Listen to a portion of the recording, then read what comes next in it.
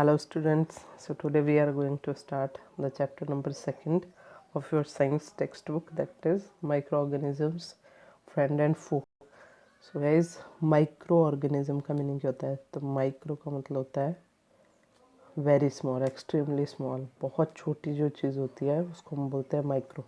Organism हमें पता है जीव जंतु जो होते हैं, तो जब भी बहुत ज़्यादा छोटे जीव जंतु होते हैं जिनको हम अपनी नेक्ड आइज से, नेक्ड का मतलब नंगी आंखों से, ठीक है, नंगी नेक्ड आइज से देख नहीं सकते हैं, उनको हम बोलेंगे microorganism. Friend and foe, friend का मीनिंग सबको पता है, फ्रेंड मतलब दोस्त, ठीक है। फो का मतलब क्या होता है? फो मीन्स एनिमी, एनिमी मतलब क्या होता है? एनिमी का मतलब होता है शत्रु, ठीक है।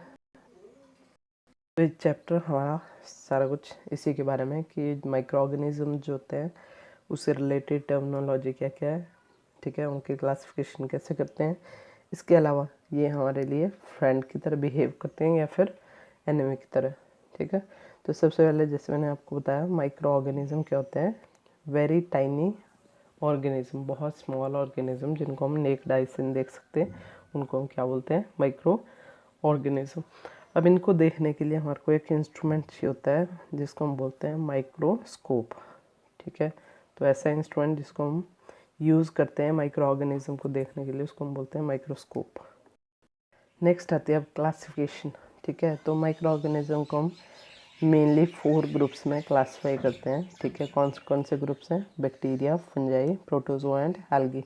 तो माइक्रो ऑर्गेनिज्म को हम 4 ग्रुप्स में क्लासीफाई करते हैं, bacteria, fungi and protozoa and algae.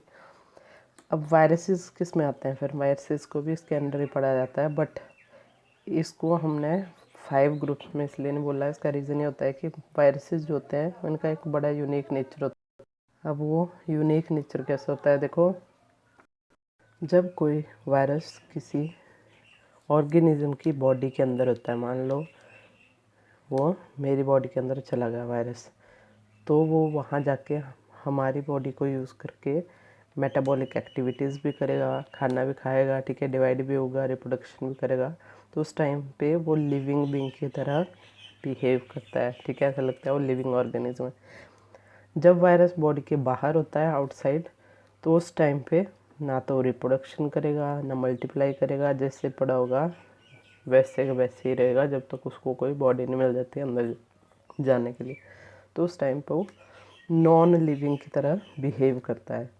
तो इसलिए वायरस पूरी दुनिया में कैसा ऑर्गेनिज्म है जिसको ना तो लिविंग में रखा गया है पूरी तरीके से, ना तो नॉन लिविंग में, ठीक है। तो ये होगी क्लासिफिकेशन। वायरसेस कुछ एक डिजीज़ कॉज करते हैं और वो बहुत ख़तरनाक होती हैं। फॉर एग्जांपल, एक तो आपने आजकल हम उसके थ्रू जा रहे हैं, जो कोविड-19 है, कोरोना, वो भी एक वायरस होता है, ठीक है। तो इससे पहले पोलियो जो आपका है, that is also viral disease. Chicken pox हो गया, ठीक है। कॉमन फ्लू जो हमें कोल्ड लगता है, वो भी वायरस के कारण होता है। वैसे ही बैक्टीरिया भी बहुत सारे डिजीज़ कॉज करते हैं, टाइफाइड हो गया, कॉलेरा हो गया, ठीक है। इनके बारे में फिर से देखेंगे हम आगे जाके। तो ये आते हैं आपके पिक्चर्स, बैक्टीरिया, ठीक है, फर्स्ट ग्रुप। तो अलग अलग टाइप के होते हैं, बहुत सारी शेप्स होते हैं बैक्टीरिया की। उसके अलावा आपके चलते हैं फिर नेक्स्ट एल्गी, ठीक है। ये आपकी एल्गी, एल्गी में आपकी क्लेमाइडोमोनास दी हुई है, स्पायरोगाइरा है, तो ये आपने देखी होनी। पॉन्ड्स, लेक्स या जो नहर वगैरह होती है उसके साइड में आपने देखा होगा एक ग्रीन कलर की हरे रंग की शैवाल जिसको हम बोलते हैं, तो वो होती है, इसको बोलते हैं स्पायरोगाइरा। इसके अलावा प्रोटोजोन आ गए, तो प्रोटोजोन में अमीबा आ गया, पैरामीशियम हो गया। इसके अलावा ये सारे फंगस हैं, ठीक है। तो ये फंगस, फंजाई आ गई। इसमें ब्रेड मोल्ड, पेंसिलियम, एस्परजिलस, ये सारे ब्रेड मोल्ड कॉमनली देखा होगा आपने। कई बार हम ब्रेड लेके जाते हैं घर, अगर बहुत दिन उसको यूज़ ना करें तो उसके ऊपर ब्लैक कलर की या ग्रीन कलर की फंगस उगाती है, तो वो क्या होता है? फंगस का एग्जाम्पल, ब्रेड मोल्ड बोलते हैं उसको। ये आपका वायरस का एग्जाम्पल है, ठीक है। ऐसे वायरसेस जो बैक्टीरिया को अटैक करते हैं उनको बोलते हैं बैक्टीरियोफाजस। तो उसका डायग्राम है ये वायरस का हेड पीस, ठीक है। नेक्स्ट आता है where do microorganism live. ये कहाँ कहाँ मिलते हैं हमारे को? तो ये जो माइक्रो ऑर्गेनिज्म होते हैं मैक्सिमम हर जगह पे हमारे को मिलते हैं, चाहे वो एयर है, वाटर है, ठीक है, आपके सॉइल है, तो किसी भी जगह पे हमारे को माइक्रो ऑर्गेनिज्म मिल जाते हैं। नेक्स्ट आता है माइक्रो ऑर्गेनिज्म एंड अस, हमारे और उनके बीच में क्या क्या इंटरेक्शन होती है, पॉजिटिव नेगेटिव कोई भी। तो उसमें सबसे पहले जो हम चीज़ पढ़ेंगे ये आता है इम्पोर्टेंट रोल इसका। तो जब भी हमारे पास दूध से दही बनती है तो उसमें बैक्टीरिया इन्वॉल्व होते हैं, कौन सा, लैक्टोबैसिलस। 1 नंबर का क्वेश्चन है, which bacteria is involve in formation of curd from milk. तो आंसर हो जाएगा आपका लैक्टोबैसिलस। इसके अलावा जो आपके चना भटूरेज बनते हैं, रोटियां बनाते हैं हम, तो उसमें भी एक माइक्रो ऑर्गेनिज्म को हम यूज़ करते हैं, दैट इज़ ईस्ट। ठीक है, तो सेकंड क्वेश्चन आ गया, देखो, which micro organism is used in the formation of bhaturas, या फिर हम उसको एक प्रोसेस बोला जाता है फॉर्मेंटेशन। ठीक है, तो फॉर्मेंटेशन क्या होती है, इससे रिलेटेड अब थर्ड क्वेश्चन आपका, हु डिस्कवर्ड फॉर्मेंटेशन। तो ये डिस्कवर की थी आपके लुईस पास्चर ने 1857 में फॉर्मेंटेशन डिस्कवर की थी। नाउ व्हाट इज़ फॉर्मेंटेशन, ये पहले बताया आपको, जब भी हम किसी शुगर को, ठीक है, ईस्ट की हेल्प से किसमें चेंज कर देते हैं, अल्कोहल प्लस CO2, ये 2 चीज़ें मिलती हैं और इसमें यूज़ करते हैं ईस्ट को, तो उसको हम बोलते हैं फॉर्मेंटेशन। ठीक है, तो इसका बहुत बड़ा रोल है अल्कोहल को बनाने में। अल्कोहल पता ही होगा सबको, शराब वगैरह जो भी होता है। नेक्स्ट यूज़ आता है अब मेडिसिन में, सबसे इम्पोर्टेंट यूज़ ये भी है। तो हमारी बहुत सारी मेडिसिन्स जो है वो माइक्रो ऑर्गेनिज्म की हेल्प से बनती हैं। इसमें सबसे पहले नंबर पर हम पढ़ेंगे एंटीबायोटिक्स। तो वो एंटीबायोटिक्स क्या होती हैं और डिस्कवर किसने किया था इसको, ये हमारे अलेक्जेंडर फ्लेमिंग। नेक्स्ट क्वेश्चन है आपका, 1929 में इन्होंने एक सबसे पहली एंटीबायोटिक डिस्कवर की थी जिसको हम बोलते हैं पेंसिलिन। ठीक है, इसको पेंसिलियम नोटेटम एक फंगस था, उससे इसने ऑब्टेन किया था इसको। नेक्स्ट आती है आपकी वैक्सीन। तो वैक्सीन के बारे में भी सुना होगा, आजकल कोरोना की वैक्सीन लग रही है सबको। ठीक है, वैक्सीन क्या होती है, इसमें हम किसी पैथोजन क्या होते हैं, जिससे जो बीमारी कॉज करते हैं उनको बोलते हैं पैथोजन। तो जो डिजीज़ कॉजिंग एजेंट होते हैं, पैथोजन होते हैं, उसी को वीक बनाया जाता है, कमज़ोर बनाया जाता है और बॉडी में डाल दिया जाता है एज वैक्सीन। ठीक है, तो वैक्सीन के बारे में नेक्स्ट क्वेश्चन आता है आपका, वैक्सीन। तो एडवर्ड जेनर साइंटिस्ट है, उसने सबसे पहली वैक्सीन डिस्कवर की थी और वो वैक्सीन किसके अगेंस्ट थी, वो थी आपकी स्मॉल पॉक्स के बारे में। So keep it in mind that Edward Jenner was first scientist to discover the first vaccine that is smallpox. इसको समराइज करते हैं जो आपने अभी तक पढ़ा। माइक्रो ऑर्गेनिज्म जो होते हैं they are very minute living organism, जिनको हम नेकड आई से देख नहीं सकते। उसको देखने के लिए हमारे को एक चीज़ की ज़रूरत पड़ती है, इंस्ट्रूमेंट की, जिसको हम बोलते हैं माइक्रोस्कोप। अब ये क्लासीफाई कैसे किया हमने, 4 ग्रुप्स में, bacteria, fungi, algae, protozoa. Viruses भी माइक्रो ऑर्गेनिज्म होते हैं। माइक्रो ऑर्गेनिज्म रहते कहाँ पे हैं, they can be found everywhere, air हो गया, वाटर हो गया, सॉइल हो गया, कहीं पे भी हमें मिलते हैं। नेक्स्ट आता है माइक्रो ऑर्गेनिज्म एज फ्रेंड। तो as a friendly micro organism क्या क्या काम करते हैं, so preparation of curd, bread, cake और भी बहुत सारे फूड प्रोडक्ट्स होते हैं, उनको बनाने में microorganism important role play करते हैं। फिर production of alcohol, wine and acetic acid अभी बताया, इसका यूज़ करते हैं, फर्मेंटेशन होती है। Next preparation of medicine and vaccine. ठीक है, तो एंटीबायोटिक्स हो गया, वैक्सीन हो गया, मेडिसिन हो गया, इनको बनाने में भी माइक्रो ऑर्गेनिज्म का काफ़ी इंपॉर्टेंट रोल होता है। Next cleaning up the environment, तो एनवायरनमेंट को साफ़ करने में भी इनका रोल होता है। फिर आता है आपका सॉइल की फर्टिलिटी को इंक्रीज़ करने में भी, सॉइल में बहुत सारे बैक्टीरियाज होते हैं जो नाइट्रोजन को फिक्स करके उसको और ज़्यादा फर्टाइल बनाते हैं, उपजाऊ बनाते हैं। ठीक है, नेक्स्ट आता है माइक्रो ऑर्गेनिज्म एज अ फो, मतलब एनिमी की तरह कैसे बिहेव करते हो। तो सबसे कॉमन सिंपल चीज़, माइक्रो ऑर्गेनिज्म बहुत सारी डिजीज़ कॉज करते हैं, चाहे वो प्लांट्स हैं, चाहे एनिमल है, चाहे ह्यूमन बींग है। फॉर एग्जांपल देखो यहाँ पे प्लांट्स में सिट्रस कैंकर डिजीज़ हो गई, ठीक है, रस्ट ऑफ व्हीट कॉज करते हैं। इसके अलावा येलो वेन मोज़ैक ऑफ भिंडी, इसको भी एनिमल्स में बहुत सारी डिजीज़ होती हैं, लाइक एंथ्रेक्स हो गया, foot and mouth disease, cattle वगैरह के अंदर, वो भी माइक्रो ऑर्गेनिज्म के कारण होती है। ह्यूमन बींग में बहुत सारी डिजीज़ कॉज करते हैं, लाइक देखो कॉलरा हो गया जिसको हम हैजा बोलते हैं, टाइफाइड हो गया, टीबी हो गया, ट्यूबरकुलोसिस भी बोला जाता है इसको, मलेरिया जो कि प्रोटोजोआ के कारण होती है, हेपेटाइटिस हो गया, चिकन पॉक्स, पोलियो, मीजल, ये सारे वायरल डिजीज़ हैं। इसके अलावा फंगस के कारण भी होती है, फूड पॉइजनिंग कॉज कर देते हैं, ठीक है। इसके अलावा रिंगवर्म, ठीक है, इन्फेक्शन होता है, एक रिंग की शेप का फंगल इन्फेक्शन होता है। तो ये सारी डिजीज़ कॉज करते हैं माइक्रो ऑर्गेनिजम्स। इसके अलावा फूड को स्पॉइल करते हैं, फूड पॉइजनिंग कॉज करते हैं। They can spoil goods like clothes हो गया, लेदर्स हो गया, ठीक है। ये सारे थे हार्म, ठीक है।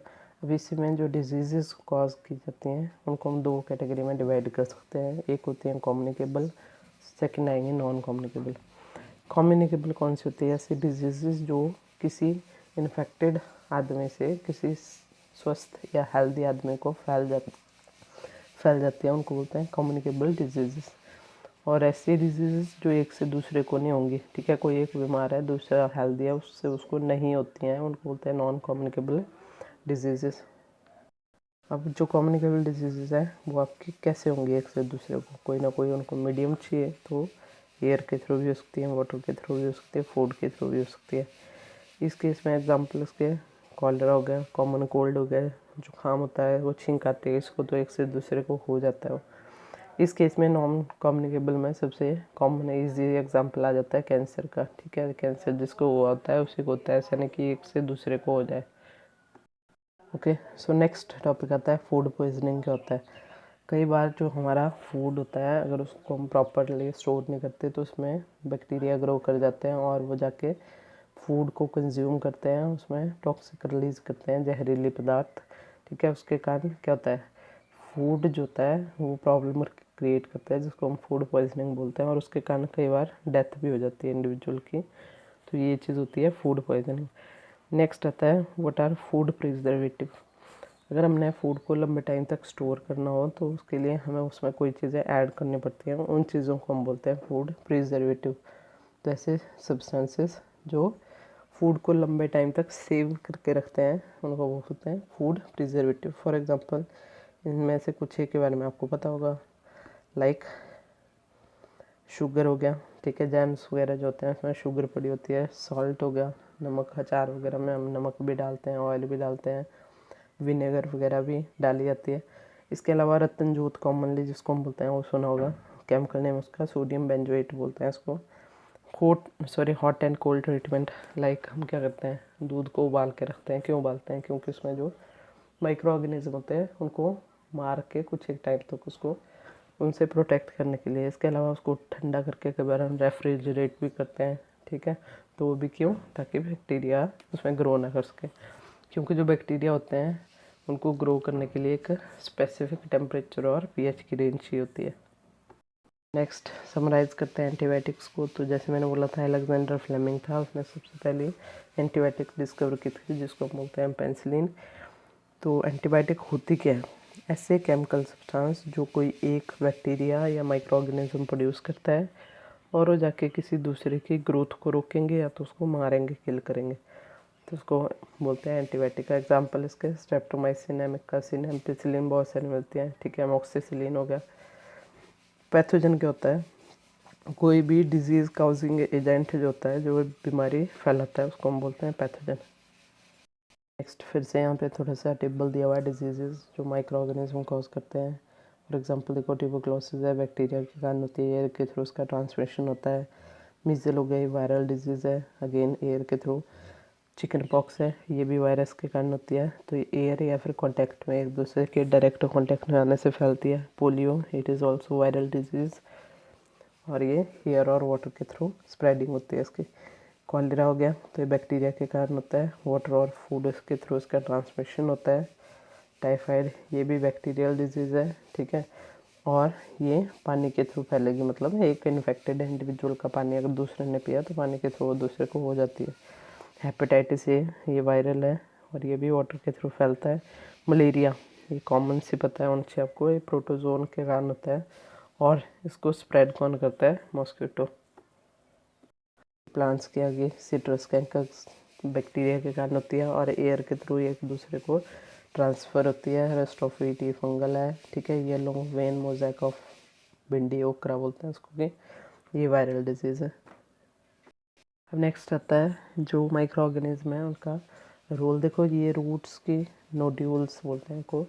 तो जितने भी लेग्यूमिनस प्लांट होते हैं, लाइक आपके जो पल्सेस के दालों वाले प्लांट होते हैं, मटर हो गया, ठीक है, इस टाइप के, उनकी रूट्स में छोटी छोटी गांठें बनी होती हैं। मान लो ये रूट है तो ये ऐसे करके गांठें बनी होती हैं छोटी छोटी। अगर आपने देखी नहीं होगी तो अगली बार मटर की रूट्स को उठा के देखना, उसमें आपको बड़ी झीलें दिख जाती हैं। इनके अंदर प्रेजेंट होते हैं बैक्टीरिया, ठीक है। उसका नेम भी आपको पता होना चाहिए। For example rhizobium, okay, rhizobium, ये आ गया आपका bacteria. Root fixing, sorry nitrogen fixing bacteria आ गया राइजोबियम। ये रहते हैं रूट्स के अंदर। और जो एटमॉस्फेयर की नाइट्रोजन होती है उसको directly bacteria, sorry micro organism use नहीं कर सकते, बट ये जो राइजोबियम है ये इनको यूजेबल फॉर्म में चेंज करते हैं और इस प्रोसेस को बोला जाता है नाइट्रोजन फिक्सेशन। अभी आपको मैंने क्या समझाया? Nitrogen fixation. लास्ट टॉपिक है आपका चैप्टर का नाइट्रोजन साइकिल क्या चीज़ है, ठीक है। साइकिल क्या होता है? सबसे पहले जब भी कोई चीज़ एक जगह से चल के पूरा घूम के उसी जगह पे आ जाती है और उसी को रिपीट करती रहती है, उसको हम बोलते हैं साइकिल। तो अगर नाइट्रोजन घूम रही है पूरे साइकिल में तो उसको हम बोलेंगे नाइट्रोजन साइकिल, ठीक है। तो एटमॉस्फेरिक जो नाइट्रोजन होती है, इस नाइट्रोजन को जो पेड़ पौधे प्लांट्स होते हैं वो डायरेक्टली यूज़ नहीं कर सकते, ठीक है। इसीलिए जब भी लाइटनिंग होगी तो उस टाइम पे जो एटमॉस्फेयर में कुछ एक बैक्टीरिया होते हैं या फिर हमारे प्लांट्स की रूट्स में जो बैक्टीरिया हैं वो क्या करते हैं? उसको फिक्स करते हैं। जो मैंने अभी आपको समझाया उसमें बैक्टीरिया होते हैं वो उसको यूजेबल फॉर्म में कन्वर्ट कर देते हैं, उसको बोलते हैं नाइट्रोजन फिक्सेशन। तो वो जाके सॉइल में मिक्सअप हो जाती है, वहाँ से प्लांट्स की रूट्स के थ्रू प्लांट उसको यूज़ करते हैं, ठीक है। उन प्लांट्स को एनिमल यूज़ करते हैं, खाते हैं, तो एनिमल की बॉडी में चली जाती है। तो इस तरीके से नाइट्रोजन पूरी हो रही है सबकी डिमांड। अब नेक्स्ट नाइट्रोजन, कुछ एक एनिमल की डेथ होती है उससे भी नाइट्रोजन जो होगी रिलीज़ करेगी बॉडी से और फिर से सॉइल में चल जाएगी या एटमॉस्फेयर में रिलीज़ कर जाती है। तो फिर से एटमॉस्फेयर में इस तरीके से पहुंच गई, फिर से वही प्रोसेस रिपीट होता रहता है। तो ये हो गया आपका नाइट्रोजन साइकिल। ये आपने ड्रॉ करना है कॉपी में। इसके अलावा जो जो आपको मैंने रिटन नोट्स बनाए हुए हैं वो आपने करने, और जो मैंने क्वेश्चंस आपको मार्क करवाए, ठीक है, डिस्कवरी पेंसिलिन की किसने की, वो चीज़ें करनी है। इसके अलावा आपने कोई एक्स्ट्रा लिखना है। आपका राइजोबियम अगर पता लगा हो तो नाइट्रोजन फिक्सेशन, ठीक है। तो ये था आपका chapter number 2 that is micro organism, friends and food, ठीक है। तो ये दोनों तरीके से हमारे लिए बेनिफिशियल भी होते हैं और हार्मफुल भी होते हैं। So thank you.